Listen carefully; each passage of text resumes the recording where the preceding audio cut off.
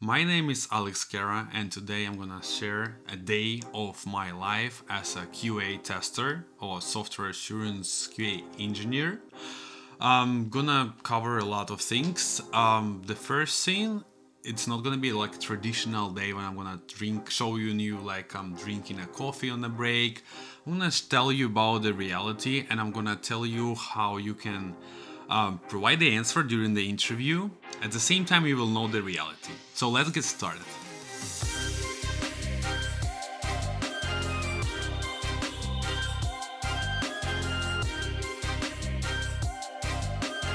I know that a lot of people have false expectations before, they join the first company, before they get the first job offer.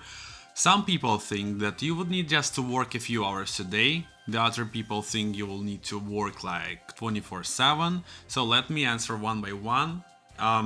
There are jobs that you need to work 24/7. Yes. There are jobs that you would need just to work 2 hours a day. Yes. So all jobs exist. Most of the IT engineers, including the QA testers, we work like around the 4 hours on average. But it's like very roughly because it really depends on the environment you're gonna have in your company, the people around surrounding you, management, and the company like policies. And of course, if that's gonna be remote position or you're gonna need to go office every day or like a few days a week. Also, one of the questions is a popular question for the students of Spin Career Academy is, will I be able to work from anywhere in the world, maybe from the other part of the world, from Europe, from Asia, from India, Africa? The short answer, yes, there are jobs like that. Most of the managers, they would be more interested in you completing and doing your job in time, of course, and they don't care where you're gonna work. They more interested in your being able to answer the questions right away during their time zone. So if you work from another part of the world, you still want to keep in mind that you want to be in the same time zone. So that's the reality. The short answer is yes. However, there are some exceptions. There are companies that has personal information for their customers, and there are companies that wouldn't allow you to go even outside of the country, having the same time zone or working in the same time zone. Of course, you can find a company that doesn't care where you're gonna work. They more like interested in the same time zone, but again, you can work overnight in Europe, and that would be the same hours, time zone hours for the United States. So let me talk about the first 2 weeks after you get the job offer as a QA tester or SDT or whatever you call this name for the job.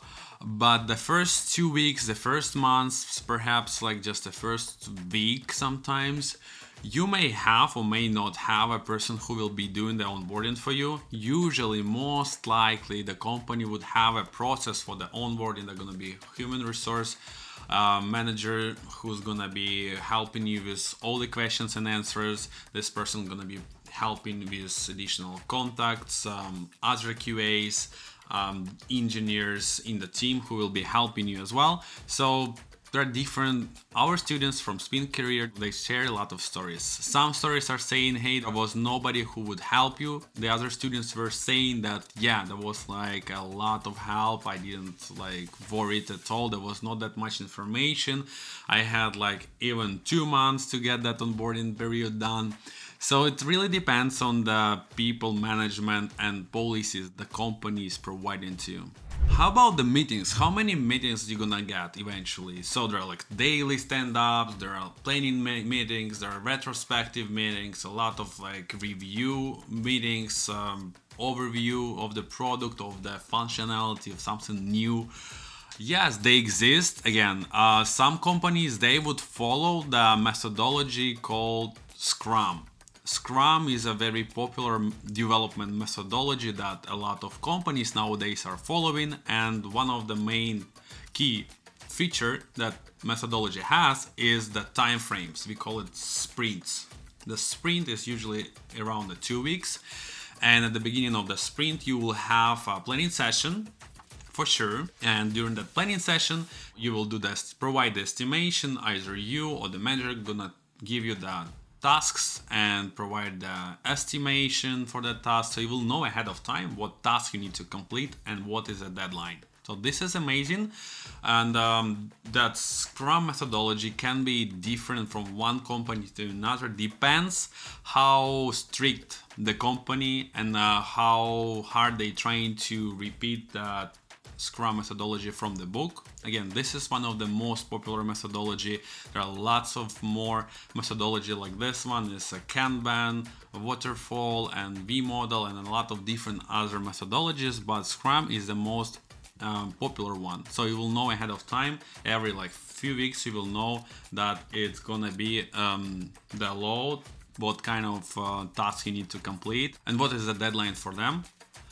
However, the amount of meetings can be different from one team to another. Most of the Scrum teams, they would have daily stand-up. So every day, like you would spend around 5 minutes sharing the status, what were you doing, what are you gonna do, what are the blockers that you have. And then another meeting would be the planning session that starts at the beginning of the sprint, of this time frame. And then retrospective happens by the end of the sprint. It could be a demo. So all this, we call it Scrum ceremonies, may happen or may not happen in the way described in the Scrum books. However, like one company can have like a daily stand-ups every single day. Another company may have like a few minutes a week for the stand-ups. It's really different from one company to another company. One of our students, she actually got the job position in Google. And she was so surprised because they didn't follow exactly as she was learning during the bootcamp in Spin Career, the Scrum methodology. For example, they didn't have that daily stand-ups. Yes, they did have some stand-ups, but there was no daily. So it could be different from one company to another. Okay, and one of the most important things to understand, and maybe I would even connect this piece to the way I would start answering the question during the interview. What would be your regular working day as a QA analyst or QA tester? So I would start from that fact that the regular day can be different. It really depends on where you are, where is the product in terms of release cycle. So if the release is gonna happen tomorrow, you most likely gonna work extra long, extra hours. You would be focusing a lot. You don't have breaks, perhaps. But it doesn't mean that all companies are the same. But what is more important to understand, that it could be different depending on also release cycle. So release cycle, in a few words, it's obviously the company is getting their product released in a time frames as well. So it could be every 2 weeks, could be every month, could be every 6 months, or that could be a startup. And if this is a startup and their product haven't been released yet and they don't have actual customers yet, and the company is just a startup who is like working efficiently and be preparing that product to be released, it could be like a very different experience. Of course, the team could be really like relaxed. They have enough time, they have enough budget from investors, so that could be a very different environment, and that could be a different experience. So depending on what kind of company you're gonna get the job with, depending on the team, we see a lot of dependencies here. However, like more importantly, during the interview explaining that it really depends on the release cycle. However, if you're talking about like normal day, a working day of a quality assurance tester, then you would say, yeah, of course, if we're talking about like the company who follows the Scrum methodology, I would start from the morning stand-up meeting. I would join like 8 a.m. The meeting, if that's 8 a.m. Then we would spend like around 30 minutes together with the team, sharing this and that status. And then I would start working on my testing. I would start working on creating the test cases or automating the test cases or creating them. Then I would, depending on the release cycle, I may need to focus on regression testing, like executing test cases.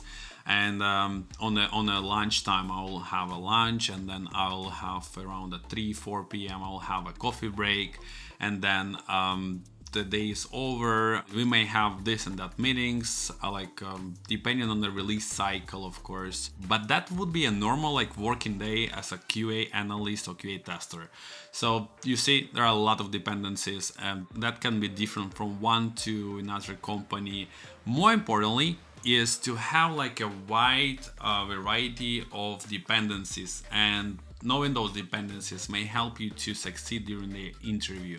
So let me summarize. Overall, it really depends on the project, the people, the methodology that you are following together with the team in your company, and it really depends on the manager, team lead or QA manager, or just supervisor, whoever gonna be responsible for the deadlines.